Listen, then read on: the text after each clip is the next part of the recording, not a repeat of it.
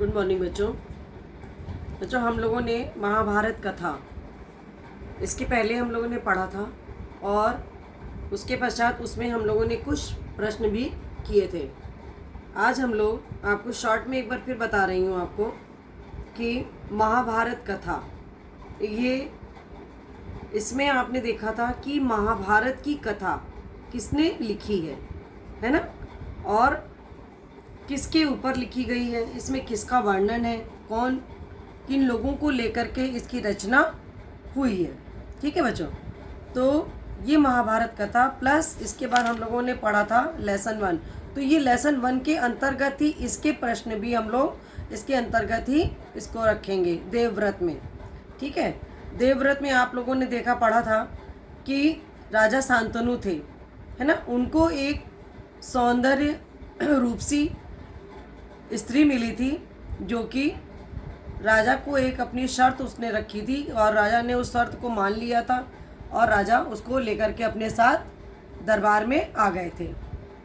उसके पश्चात बच्चों मैंने आपको कहानी में बताया था कि उसने उसके 7 पुत्र जो थे उसने जब होते थे पैदा तो वो उन्हें ले जा कर के नदी में बहा आती थी, और जब 8वां पुत्र पैदा हुआ तो राजा से बर्दाश्त नहीं हुआ बच्चों। राजा अपनी शर्त को छोड़ने के लिए मजबूर हो गए और उन्होंने उस युवती से पूछा कि आप ऐसा क्यों कर रही हैं। राजा की बात को सुनकर पहले तो वो थोड़ा सा नाराज़गी दिखाई उसने, लेकिन फिर उसने बताया, कहा कि राजा आपने अपनी शर्त भूल गए हैं, अब मैं यहाँ से अपने 8वें पुत्र को लेकर के जा रही हूँ, समय आने पर मैं आपका पुत्र पालन पोषण करके आपको सौंप दूंगी।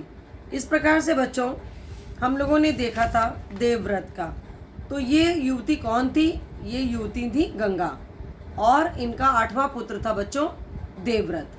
अब हम लोग इस दोनों लेसन के बारे में आपको हम पढ़ा चुके हैं, समझा चुके हैं। आपको कुछ क्वेश्चन हम करवा रहे हैं, वो आप अपनी कॉपी पर करोगे। देखिए,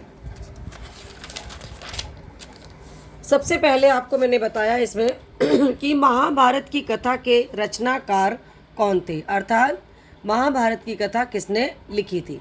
तो बच्चों आंसर है इसका, महाभारत की कथा के रचनाकार वेद व्यास थे। ठीक है बच्चों, नेक्स्ट इसका क्वेश्चन है कि वेद व्यास किसके पुत्र थे। तो बच्चों वेद व्यास महर्षि पाराशर के पुत्र थे। मानव जाति में महाभारत की कथा का प्रसार किसने किया। तो बेटा आंसर है इसका, मानव जाति में महाभारत की कथा का प्रसार महर्षि वैशंपायन ने किया। ठीक है, ये तो हो गया आपका कि महाभारत की कथा किसने लिखी थी और जिन्होंने लिखी थी वो किसके पुत्र थे और महाभारत की कथा का प्रचार प्रसार किसने किया। इसके पश्चात नेक्स्ट क्वेश्चन है आपके पास कि महाभारत की कथा का प्रारंभ किस राजा से हुआ। तो बच्चों इसका आंसर आप लिखोगे, महाभारत की कथा का प्रारंभ हस्तिनापुर के राजा शांतनु से हुआ। अभी मैंने आपको बताया था ना बच्चों, शांतनु ने ही उस युवती के साथ उसको लेकर अपने साथ उसको रानी बना करके रखा था। वो कौन थी? वो मैंने आपको बताया कि गंगा थी। ठीक है, अब देखिए नेक्स्ट क्वेश्चन आपके पास है कि गंगा ने किस शर्त के पश्चात शांतनु से विवाह करना स्वीकार किया। अब आपको इसमें वो शर्त बतानी है गंगा की जो उसने राजा शांतनु के पास रखी थी। तो बच्चों आंसर लिखेंगे, गंगा ने शांतनु के समक्ष शर्त रखी कि शांतनु आजीवन गंगा के कार्यों में हस्तक्षेप नहीं करेंगे। हस्तक्षेप का मतलब यहाँ आप समझ रहे हो ना, मतलब किसी भी प्रकार का कोई रोका टोकी, अर्थात कोई भी किसी तरह का आप उनकी जो भी उनकी गतिविधियाँ होंगी, कार्य की जीवन शैली होगी, उसमें किसी भी प्रकार का हस्तक्षेप विरोध नहीं करेंगे। ठीक है बच्चों, नेक्स्ट क्वेश्चन है, गंगा की 8वीं संतान का क्या नाम था और वह आगे किस नाम से प्रसिद्ध हुआ। इसका आंसर है बच्चों,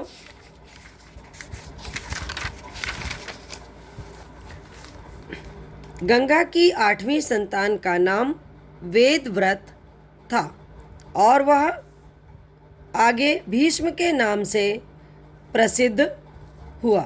ठीक है बच्चों, गंगा की 8वीं संतान का नाम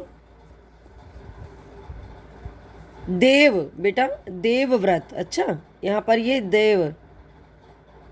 देवव्रत था और वह आगे भीष्म के नाम से प्रसिद्ध हुआ। नेक्स्ट क्वेश्चन है बच्चों आपके पास कि देवव्रत को किस महर्षि ने शिक्षा दी थी। तो बच्चों देवव्रत को महर्षि वशिष्ठ ने शिक्षा दी थी, अर्थात वो उनके गुरु हुए थे। ठीक है, नेक्स्ट क्वेश्चन है आपके पास, देवव्रत शास्त्र ज्ञान और रण कौशल में किसके समान थे। तो बच्चों देवव्रत शास्त्र ज्ञान में शुक्राचार्य और रण कौशल में परशुराम के समान थे, अर्थात शुक्राचार्य और परशुराम से इन्होंने शास्त्र का ज्ञान और रण कौशल अर्थात युद्ध कला का ज्ञान अर्जित किया था। और उस समय अपने समय में बच्चों ये जो थे एक महान ये गुरु थे और ये महान योद्धा थे, इनकी बराबरी करने वाला उस समय बच्चों कोई नहीं था। और भीष्म जो थे वो देवव्रत जो थे बाद में किस नाम से प्रसिद्ध हुए थे बच्चों, भीष्म के नाम से प्रसिद्ध हुए थे।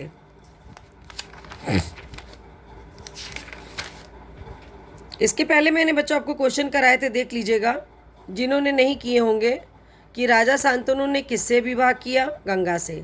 गंगा ने अपने कितने पुत्रों को नदी में प्रवाहित किया, 7 पुत्रों को।